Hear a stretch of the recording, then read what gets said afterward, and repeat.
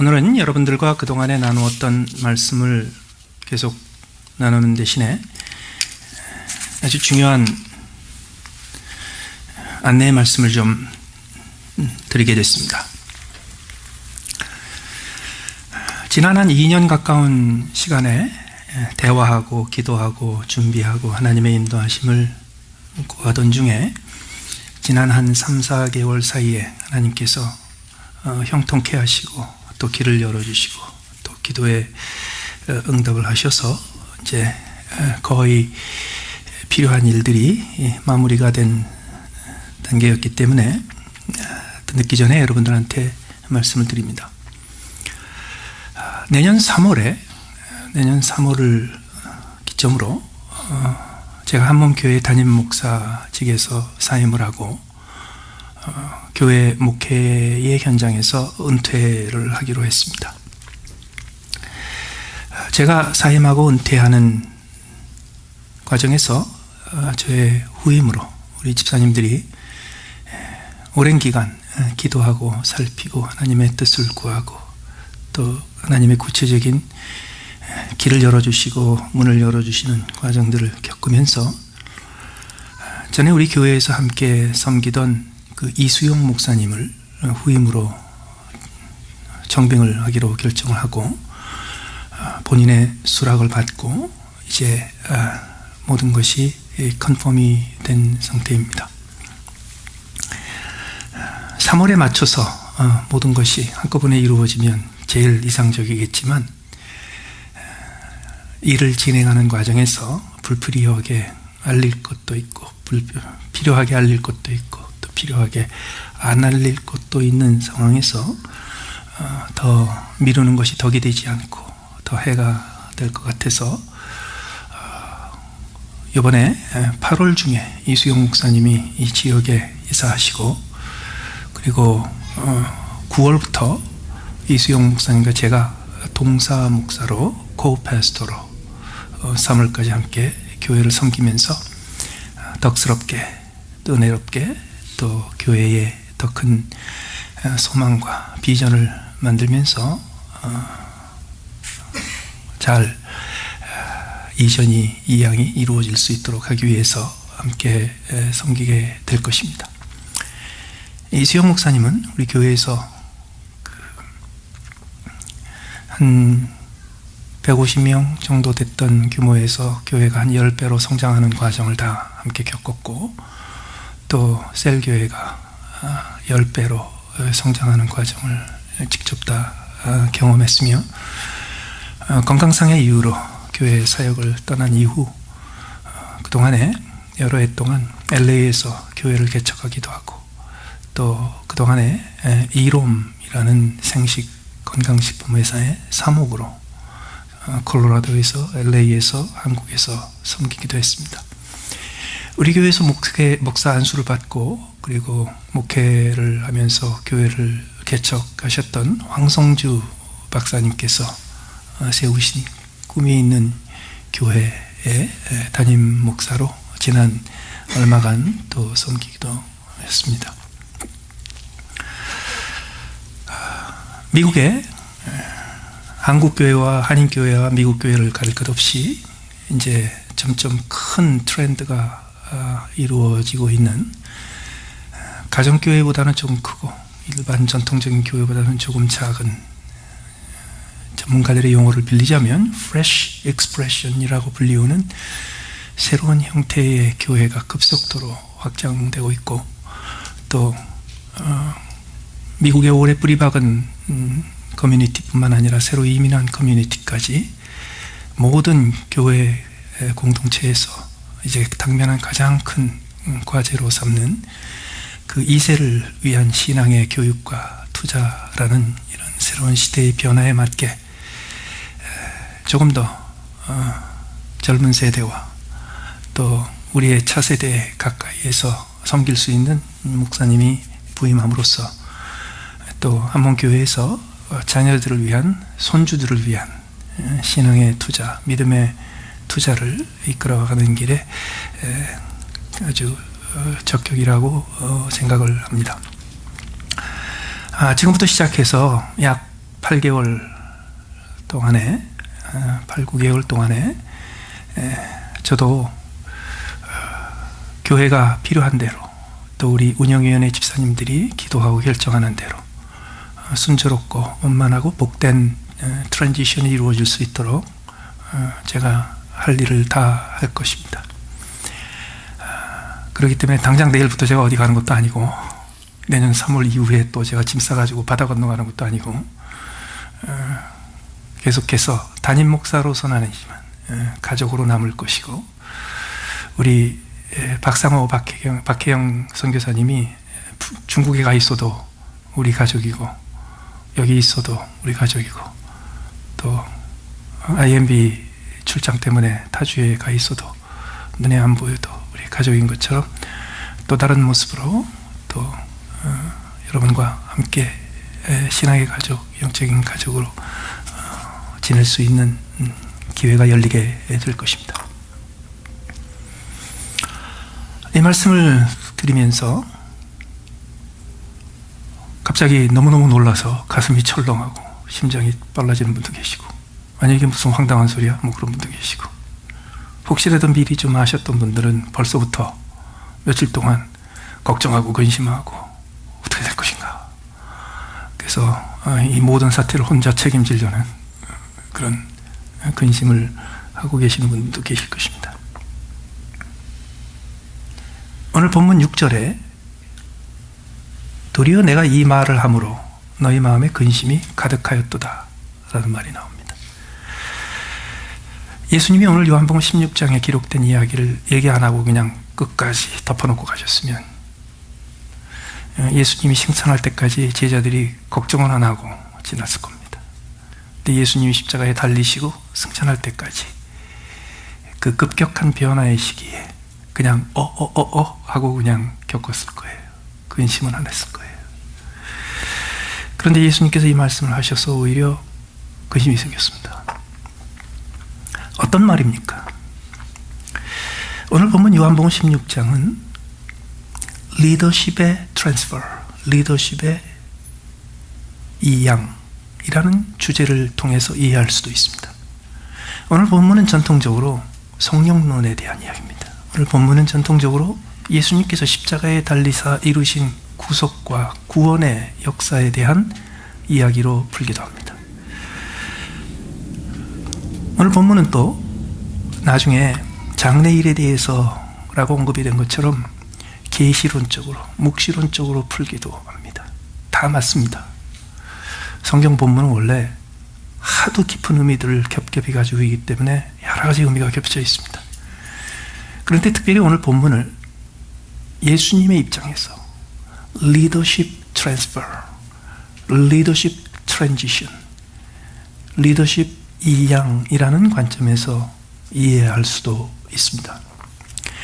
예수님은 본인 스스로 그 당시에 백성들의 가장 영향력이 있는 영적인 지도자인 침례 요한, 자기의 사촌뻘 때는 육촌뻘 때는 침례 요한의 리더십을 이양받아 사역을 시작했던 분으로서 예수님은 3년 내내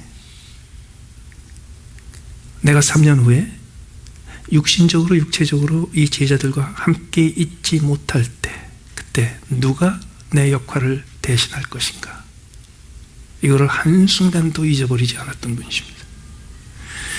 그래서 예수님의 공생의 3년 동안의 기간은 하나님의 성령의 역사요, 구원의 역사요, 치유의 역사요, 가르침의 역사요, 뭐 다 말할 수 있지만 또 한편 예수님께서 영적으로 함께하되 육신적으로 함께하지 못하는 때가 오게 되면 누가 육신적으로 그 역할을 대신할지 베드로죠. 베드로에게 3년 내내 집중하셨던 기간입니다. 어떨 때는 이해가 되지 않을 정도로 이렇게까지 차별하셔도 되나 할 정도로 예수님의 먼 인척벌인 요한과 야고보조차도 그 순서에서 밀릴 만큼 예수님께서 베드로에게 집중을 하십니다. 왜 그렇게 하셨습니까? 여러 가지가 이유가 있겠지만 현실적으로 실제적으로 가장 중요한 이유는 3년이라는 짧은 시간 내에 예수님께서 더 이상 같이 있지 못할 때를 대비하여 예수님의 역할을 대신할 수 있는 한 사람을 세우고자 하신 겁니다. 여러분, 하나님은 천사를 통해서 일하지 않으십니다. 하나님은 천지에 있는 성령의 역사와 신비로운 현상들을 통해서 일하시기를 즐겨하지 않으십니다. 하나님은 사람을 통해서 일하십니다. 하나님은 천사들을 통해서 온 세계에 예수 그리스도의 십자가의 비밀을 영광스럽고 찬란하게 드러낼 수 있는데 그렇게 안 하십니다. 예수님은 이름 없고 빛도 없는 거듭난 성도들이 곳곳에서 이름 없고 빛도 없이 전하는 복음의 증거를 통해서 십자가의 영광을 나타내시기를 원하십니다. 사람을 통해서 일하시는 하나님은 그러나 한 사람 한 사람 각자만 쓰시지 않습니다. 하나님은 반드시 지도자를 세우십니다. 하나님은 지도자를 세우지 않고 하나님의 백성을 쓰신 적이 없습니다. 하나님께서 지도자를 택하여 쓰실 때 하나님은 반드시 그의 지도자의 역할이 끝난 후를 대비하십니다. 믿음의 조상 아브라함 한 사람이 아닙니다. 우리는 믿음의 조상을 언급할 때 아브라함과 이삭과 야곱을 한꺼번에 언급합니다. 믿음의 조상으로서의 역할은 아브라함 한 사람으로 충분하지 않습니다. 아브라함과 그 대를 이은 이삭과 그 대를 이은 야곱 세 사람의 영적인 리더십이 합쳐질 때야 비로소 하나님이 원하시는 리더십이 완성이 되기 때문입니다. 그렇기 때문에 성경은 곳곳에서 하나님께서 사람을 세우시는 이야기와 함께 그 사람의 리더십의 기간이 끝난 후 어떻게 하실 것인가가 가득 차 있는 책입니다. 그렇기 때문에 예수님의 경우도 예외가 아닙니다. 예수님은 3년 내내 그분의 개인적인 시간의 가장 많은 부분을 자기의 몫을 이어갈 베드로에게 투자하셨어요. 그렇기 때문에 예수님께서 십자가에 죽으시고 사흘 만에 부활하시고 40일 동안 그들에게 보이시사 자기의 부활하신 모습을 나타내신 후 승천하신 이후에 자연스럽게 베드로의 리더십이 드러나게 됩니다.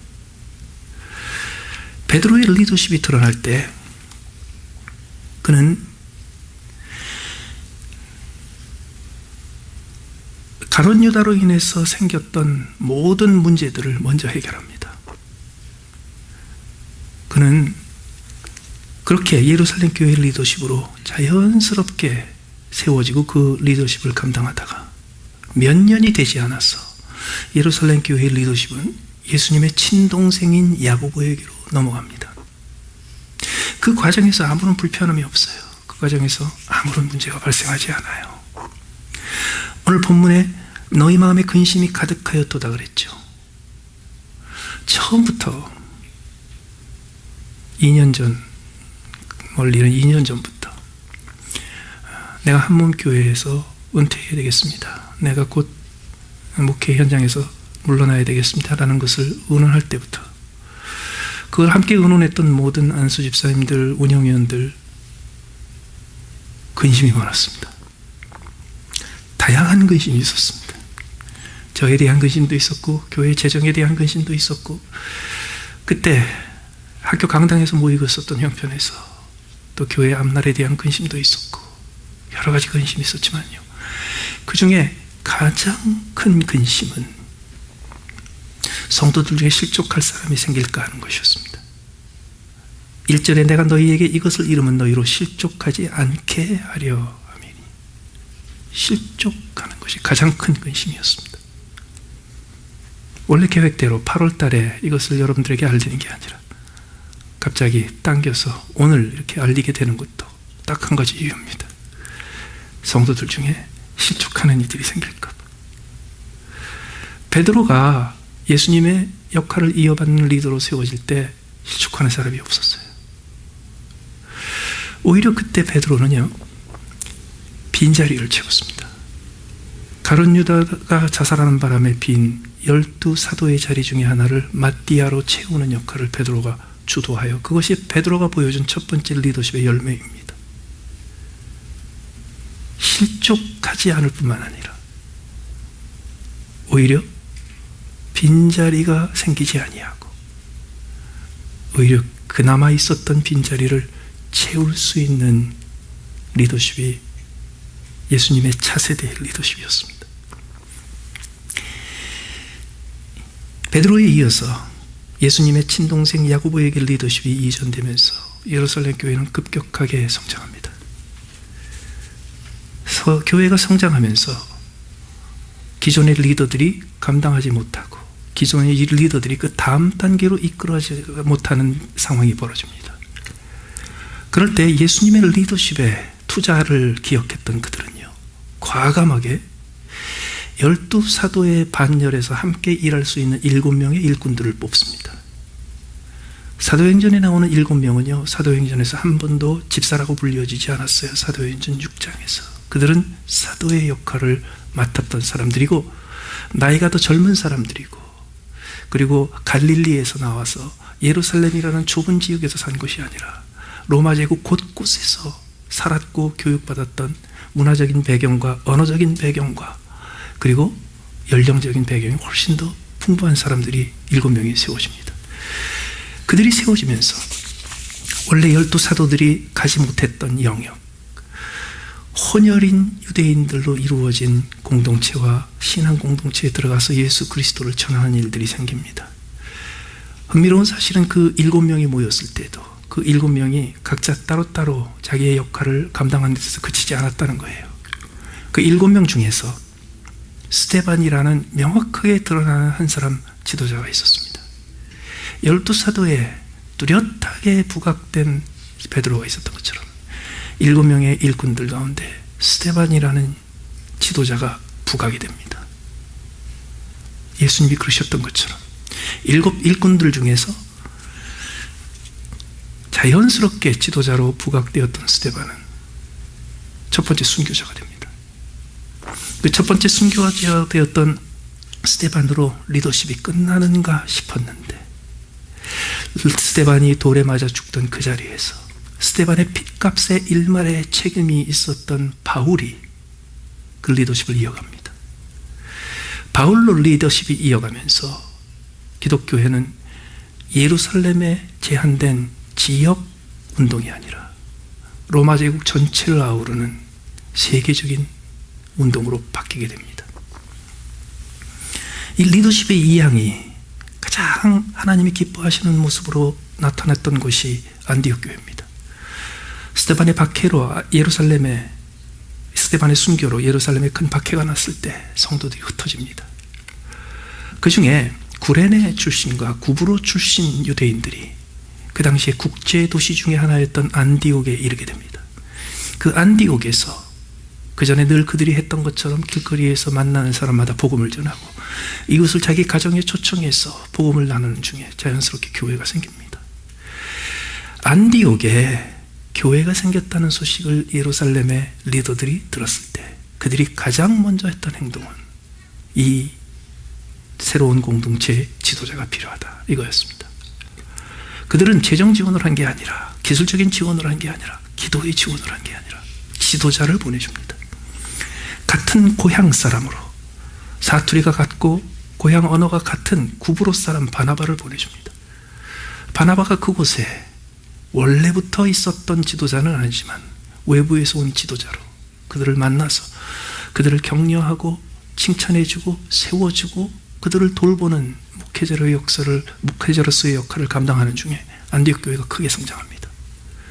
그럴 때 그 성장에 안주하는 것이 아니라 바나바는 내가 여기까지는 했어도 이 다음 단계의 성장은 내게 한계가 있다는 것을 느끼고 자기보다 훨씬 나이가 어린 바울 사도를 초청하게 됩니다. 바울 사도가 거기에 와서 바나바를 돕되 바나바가 감당하지 못했던 부분, 성경 말씀을 가르치고 복음을 가르치는 사역을 하게 됩니다. 그로 인하여 안디옥 교회는 다시 폭발적으로 부흥합니다. 그러다가 결국은 바나바와 바울이라고 일컬어졌던 두 사람의 호칭이 바울과 바나바로 바뀌게 되고, 그리고 안디옥 교회에서 선교의 현장에서 안디옥 교회 지교회처럼 세워졌던 전 세계의 수많은 지교회들마다 바울이 지도자로 부상을 하게 됩니다. 그렇기 때문에 예수님은 오늘 본문에서 지도자의 이 양을 염두에 두고 계십니다. 그런데 지도자의 이 양은 모든 사람을 근심하게 하는 겁니다. 그 근심의 가장 무거운 근심, 힘든 근심이 뭐예요? 실족하는 사람이 생기는 거예요. 예수님께서 이 말씀을 하신 이유는 그들이 설령 근심하더라도 그 근심이 누군가가 마음을 상하고 실족해 되어 자기의 자리를 벗어나고 교회의 자리를 벗어나는 일이 생기지 않도록 그러기 위해서 이 말씀을 하신 겁니다. 그렇다면 이 말씀을 기초로 해서 어떻게 하면 근심하는 중에 실족하는 것을 막을 수 있겠는가? 오늘 여기서 몇 가지 원칙들을 살펴봅니다. 제일 먼저 요한복음 16장 2절에 보시면 사람들이 너희를 출교할 뿐만 아니라 때가 이르면 무릇 너희를 죽이는 자가 생각하기를 이것이 하나님을 섬기는 일이라 하리라. 리더십의 이 양을 거론하기 시작하면 죽이려고 덤벼드는 사람들이 생깁니다. 온갖 부정적인 얘기가 다 터집니다. 쫓아내는 거 아니야? 진짜 원하시는 거였어? 밀려나는 거 아니야? 온갖 정치적인 얘기부터 돈 문제에 이르기까지 온갖 문제가 다 터집니다. 근데 그런 거는요, 차라리 쉬워요. 그런 거. 진짜 어려운 건 뭐냐 하면 오늘 본문의 표현대로 너희를 죽이는 자가 생각할 때 더 힘든 건 뭐냐면요, 너희는 지금 하나님을 섬기지 않고 있어라는 지적이에요. 다시 말해서 하나님의 말씀, 하나님의 뜻, 하나님의 이름을 걸어서 비난하고 비판하고 정죄하는 거예요. 그러면 어떻게 하면 실족하지 아니하고 하나님의 형통하신 도움으로 리더십의 과정을, 이 양을 마칠 수 있겠습니까? 길이 없어요. 이것은 하나님의 뜻에 어긋나는 일이야. 성경에 이렇게 말씀하셨잖아. 내가 기도해보니까 이런 거야. 라는 사람한테 틀렸다고 말할 수 있는 길이 없어요. 그래서 그냥 입 다물고 있어야 돼요. 그냥 흘려들어야 돼. 하나님의 뜻에 의하면 너희가 틀렸어 라는 말, 사람들한테 하나님의 뜻에 의하면 당신들이 틀렸어 이러면 하나님만 난처해져요. 그래서 하나님의 이름으로 뭔가를 비난하고 비판할 적에는요, 그냥 입 다물고 있어야 돼. 그리고 뭘 기억해요? 누가 옳으냐, 어떤 것이 정당하느냐가 중요하지 않다. 아무도 실족하면 안 된다. 이게 더 중요합니다.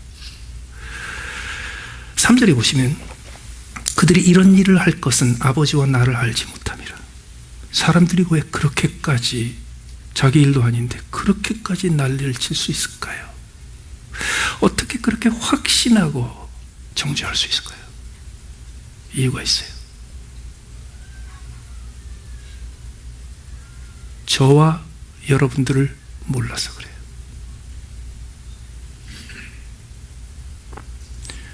저를 이해하지 못하고 저와 함께 남으신 여러분들을 그때 이해하지 못해서 그래요.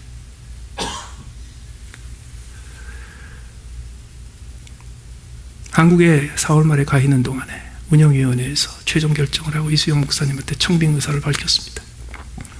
마침 그때 제가 며칠 서울에 있었기 때문에 저한테 부탁을 했어요. 집사님이 이수영 목사님을 직접 만나서 전해줬으면 좋겠습니다.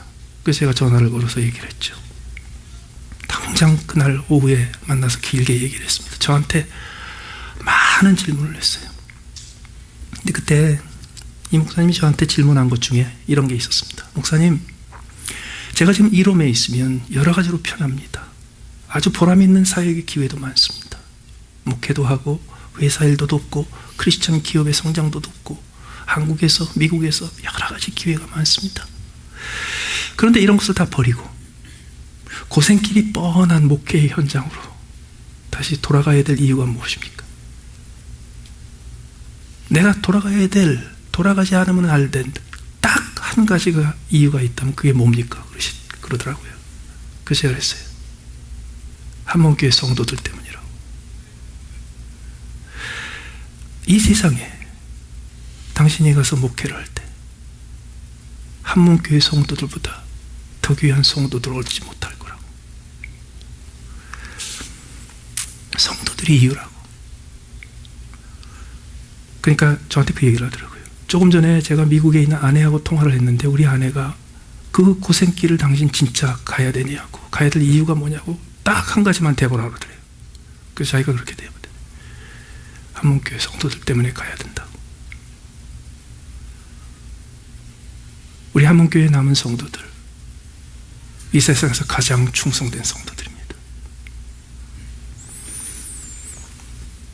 영적 분별력뿐만 아니라 세상적인 분별력에 있어서도 가장 뛰어나신 분들입니다.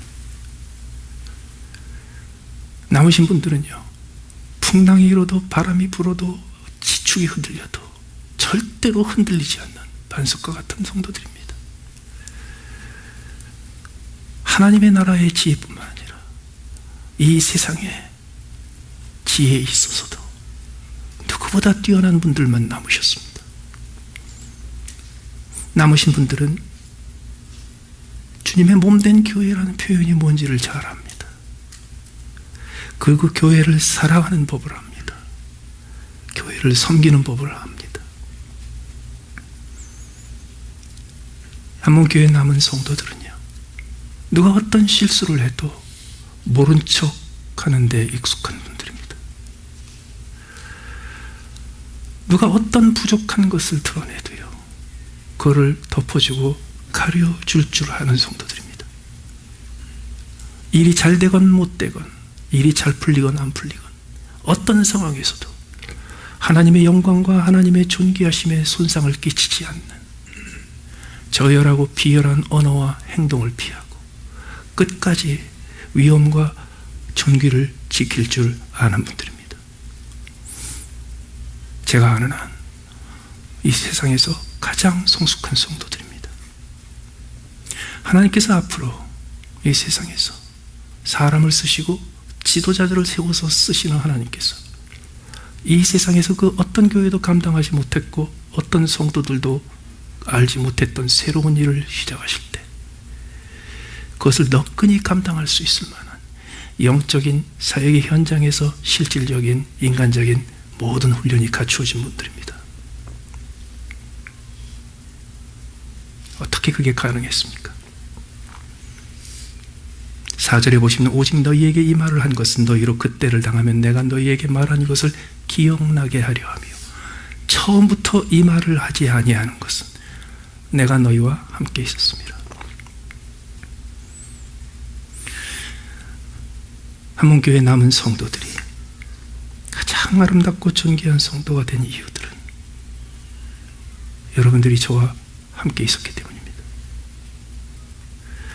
오늘 본문의 내용이 기록된 것과 비슷한 자리, 비슷한 시간에 예수님께서 하신 또 다른 말씀들이 누가복음 22장에 기록되어 있습니다. 예수님께서 십자가에 죽으시고 부활하시고 승천하시고 나중에 그리스도의 몸된 교회를 세우시는 과정을 얘기할 때 제자들은 관심이 없었어요. 그리고 그때 제자들은 그 중에 누가 크냐 하는 다툼만 벌이고 있었습니다. 예수님께서 그때 그들에게 이렇게 말씀하십니다. 이방인의 임금들은 너희를 주관하고 그 집권자들은 은인이라 칭함을 받기를 즐겨하지만 너희는 그렇지 않을 것이야. 하나님 나라의 큰 자는 섬기는 자와 같을 것이야. 나도 너희 중에 섬기는 자로 있었느니라. 섬기는 자 고상한 말 아닙니다. 하인이라는 말입니다. 시종이라는 말입니다. 웨이터라는 말입니다. 예수님께서 그때 하늘나라의 큰 자가 누군지를 가르쳐 주세요. 하늘나라의 큰 자는 손을 더럽히고 무릎을 꿇어 섬기고 공개하는 사람들이요. 저는 한빛 지구촌 교회 성도들이 자랑스럽고 자랑스러운 이유 중에 바로 이것이 있습니다. 한빛 교회, 한문교회 성도들은요, 하늘나라의 큰 자가 누군지를 알아요. 누가 큰 자냐 가지고 언성 높이지 않아요. 누가 서열이 높으냐, 누가 더 위냐, 이런 거 가지고서 흥분하지 않아요.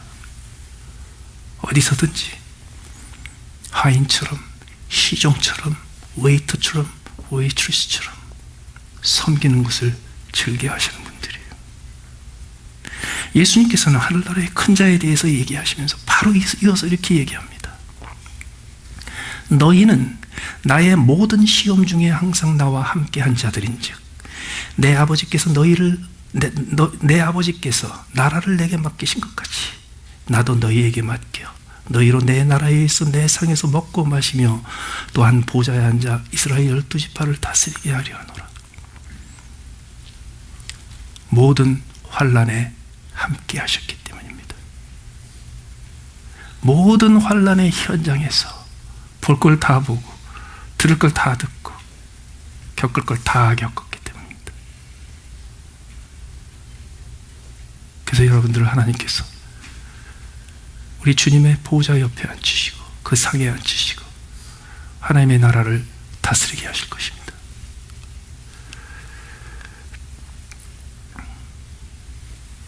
그러나 더 중요한 일이 있습니다. 7절에 보시면 그러나 내가 너희에게 실상을 말하노니 내가 떠나가는 것이 너희에게 유익이라. 예수님이 떠나가는 것이 더 유익했습니다. 거의 2년 반 전부터 운영위원들과 집사님들하고 같이 앉아서 교회의 앞날을 얘기할 때마다 어쩌면 본인들은 기억도 못하시겠지만 왜냐하면 이렇게 듣고 싶은 얘기가 아니기 때문에 제가 끊임없이 말씀드렸던 게 그거였어요. 내가 한문교회에서 떠나는 것이 교회의 유익입니다.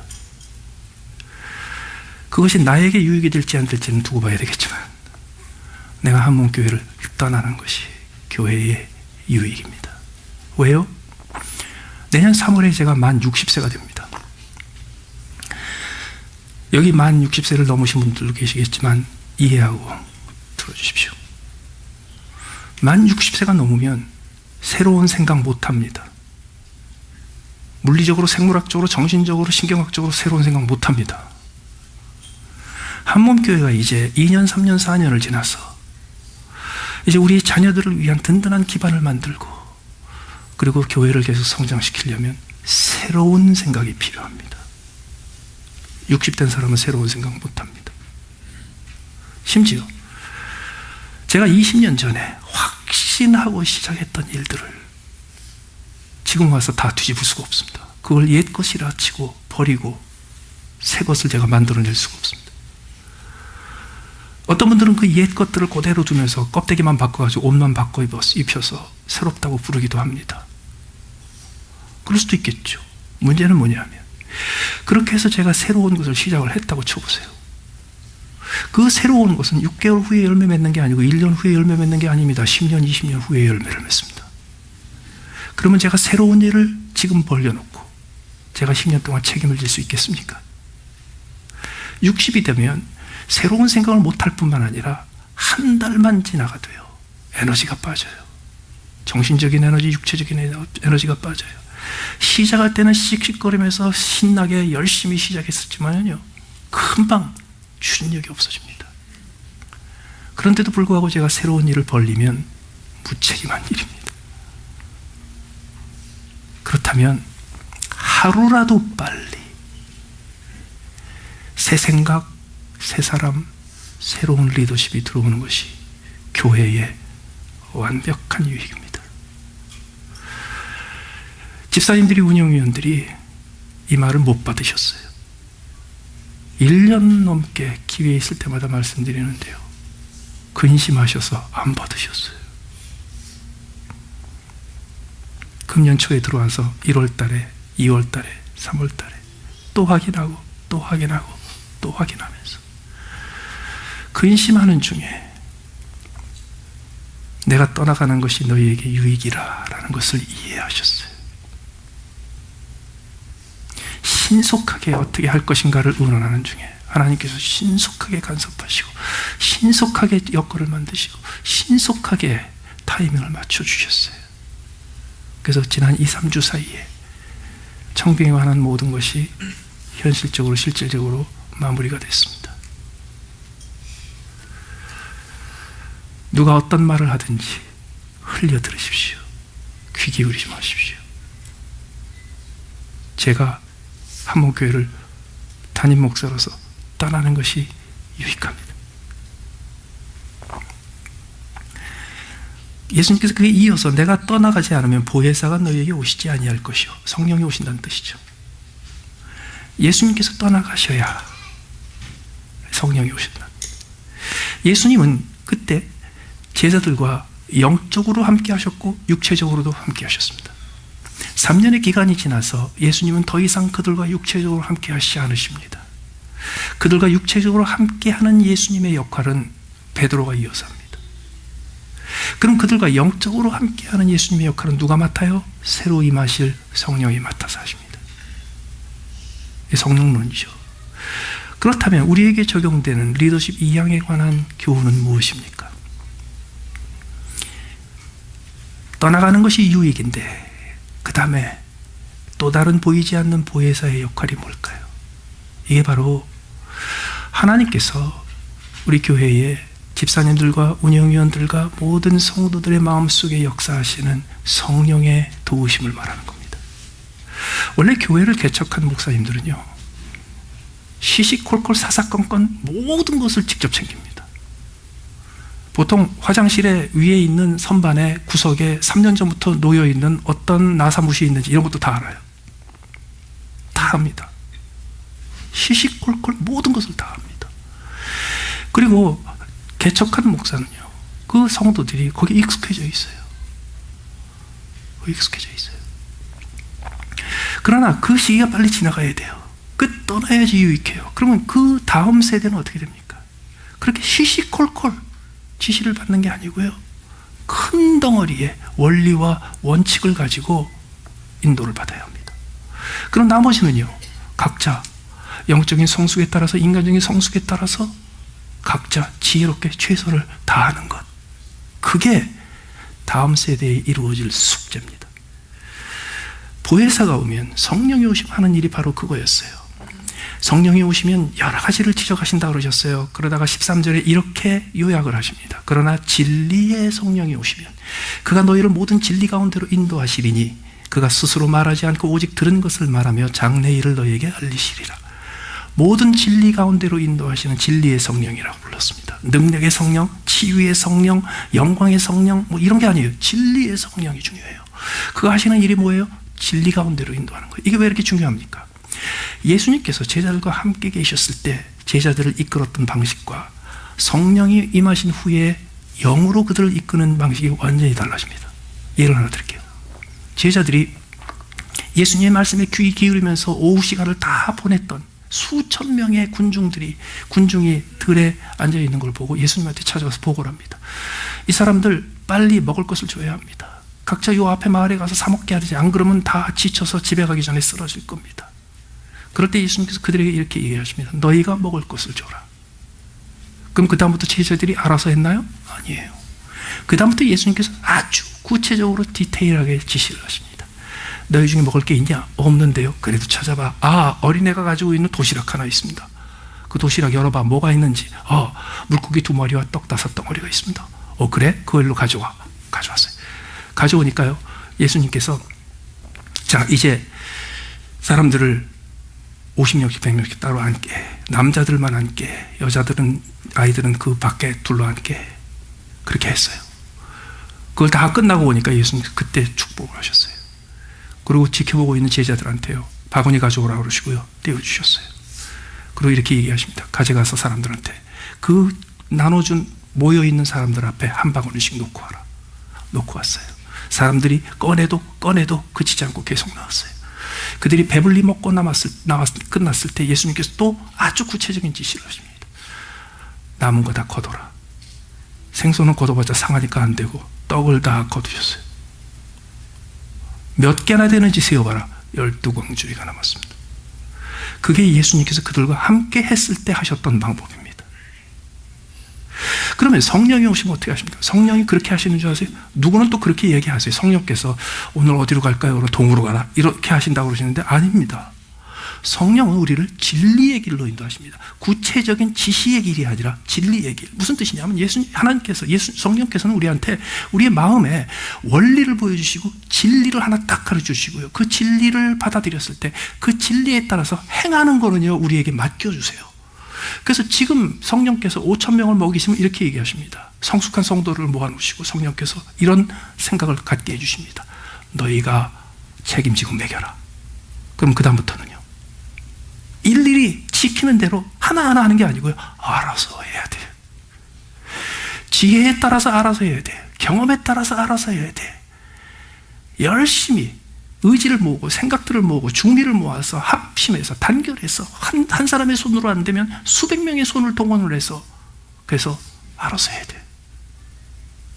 이제 창립한 목사가 떠나면요, 그 다음부터 성령께서 주시고 하나님의 말씀이 주시는 한 가지 진리를, 한 가지 원리를 다 공유하고 각자가 가지고 있는 지혜와 각자가 가지고 있는 지혜를 다 함께 모아서 그 중에서 무엇이 중요하고 무엇이 우선순위를 판결해서 그리고 알아서 해야 돼요.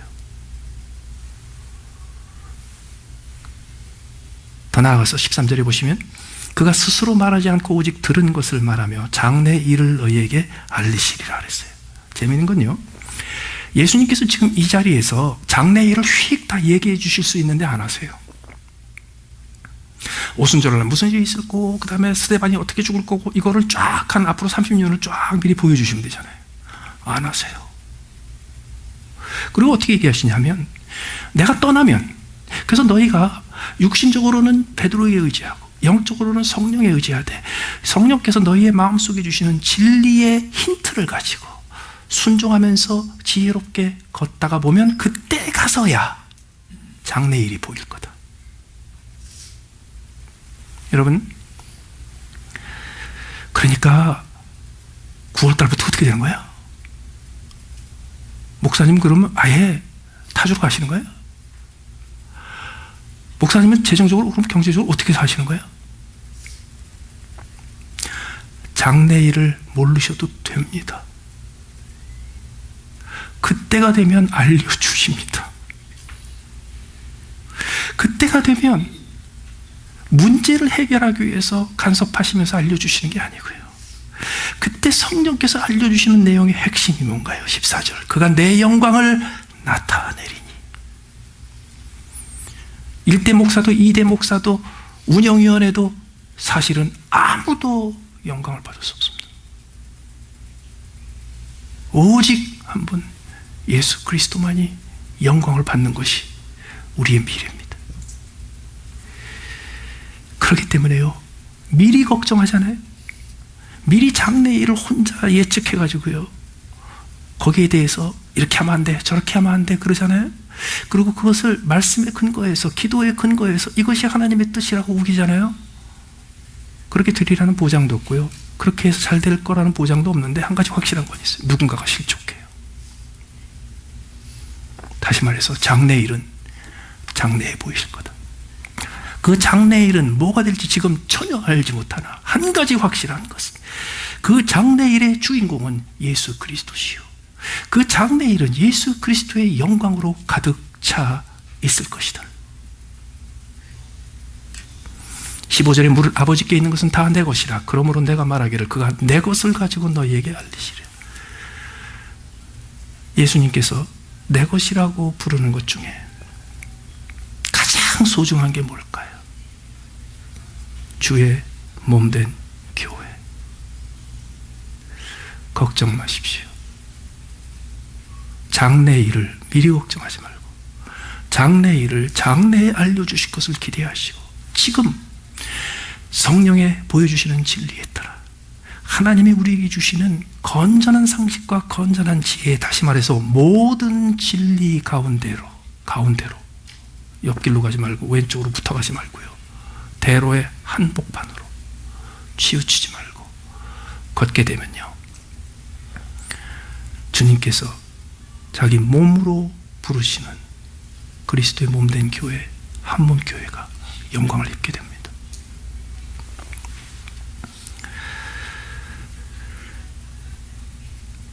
대학교 때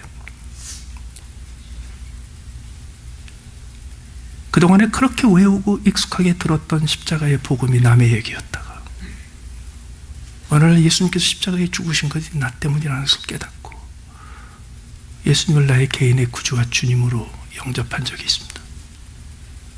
그때 이후로 그 전에 그토록 많이 읽고 그토록 많이 공부하고 그토록 많이 외웠던 성경이 그냥 역사적인 지식으로 남아있다가 그때부터 갑자기 이 성경이 꿀과 송이꿀보다 더 달게 됐어요.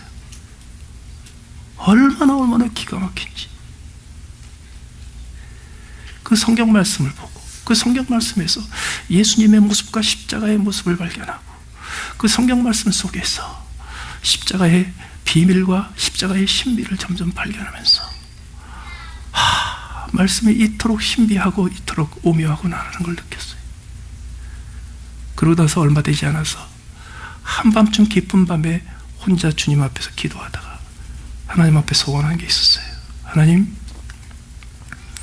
제가 이제 20를 간 넘었습니다. 내가 나이 30 될 때까지, 예수님이 공생에 시작하는 나이가 될 때까지 내가 나를 준비시키겠습니다. 이 세상에서 나이가 많은 사람이건 적은 사람이건 동양 사람이건 서양 사람이건 어떤 직업을 가지고 있건 어떤 전문 지식을 가지고 있건 교육을 전혀 못 받았건 아니면 최고 수준의 교육을 받았건 누구든지 간에 하나님이 내 앞에 보내주시면 내가 그 사람이 이해할 수 있는 언어로 십자가의 복음을 설명할 수 있도록 저 자신을 준비시키겠습니다. 그리고 잊어버렸어요. 미국에 와서 여러 가지 상황이 바뀌던 중에 30살 되는 생일을 얼마 앞두고 하나님 앞에 심각하게 기도하기 시작했어요. 하나님, 지금 이때가 내가 목회자의 길로 가야 될 때입니까? 하나님께서 그때 부정할 수 없는 여러 가지 방법으로 응답을 해주셨는데요. 그 중에 한 가지가 이거였어요. 어느 날 기도하던 중에 하나님께서요, 새카맣게 잊어버리고 있었던 그 서원 기도의 그 자리, 그 현상을 그대로 생각나게 하신 거예요. 넌 나한테 약속했지. 나이 30이 될 때까지 십자가의 복음을 누구에게든지 이해할 수 있도록 전하겠다고, 준비하겠다고 약속했잖아. 이제부터 약속한 대로 일 시작해. 어려서부터 물리학을 하고 싶었습니다. 어려서부터 과학자가 되고 싶었습니다. 하나님의 하나님 되신과 하나님의 지혜와 하나님의 영광을 담고 있는 또 다른 기록된 말씀, 우주의 신비와 물리학의 법칙들을 연구하는 것이 하나님을 더 아는 거라고 여기고요. 신앙처럼 물리학을 열심히 공부했습니다.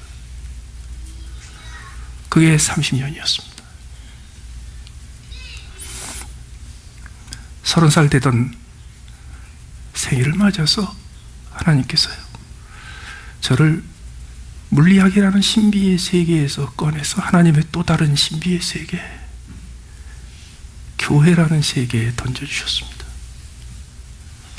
어쩌다 보니까, 원래 하나님의 솜씨는 항상 타이밍이 있어요. 어쩌다 보니까 하나님의 인도하심과 그 인도하심을 함께 구하며 따라가던 우리 동역자들 걸음걸음의 속도를 비춰보니까요, 딱 내년 3월이면요 또 다른 30년이에요. 내년 3월이 지나면 제가 뭘 해야 될지 하나도 아이디어가 없습니다. 하나도 근심 안 합니다. 그때가 아마 알려주실 겁니다. 한 가지 분명한 사실은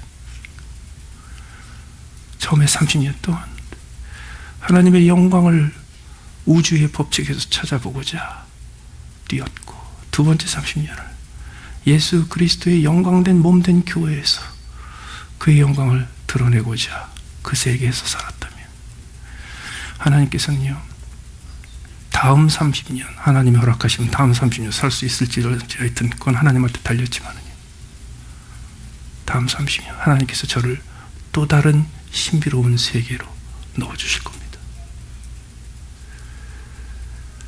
그런 과정에서요,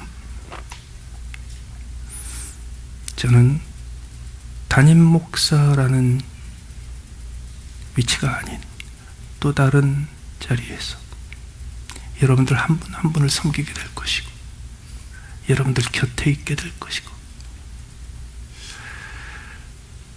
한문 교회의 유익을 위해서 계속 쓰임받게 될 겁니다. 마지막으로 여러분들한테 드리고 싶은 말씀, 당부하고 싶은 말씀이 있습니다. 한문교회 많은 분들이, 아니 거의 대부분이 저 때문에 남으셨습니다. 엄청난 마음고생을 하시고 엄청난 비난을 받아가면서 이것은 하나님의 섬기는 일이 아니야 라는 정죄를 받아가면서 남으신 이유가 사실은 외람되지만 저 때문이었습니다. 어떤 분들은요, 그냥 아주 단순한 원초적인 의리 때문에, 뭐 충성이라는 게 딴 거 아니에요. 의리 때문에. 어떤 분들은 명쾌한 단순한 그러나 깔끔한 분별력을 가지고 제 편을 들어주셨기 때문에, 어떤 분들은 그냥 저 때문에 속이 상해가지고 제가 그냥 이대로 주저앉고 쓰러지고 그냥 포기해버리는 게 속이 터져가지고 장 목사님 한 번 더 일어나야지 이래가지고 남으신 분도 계시고요.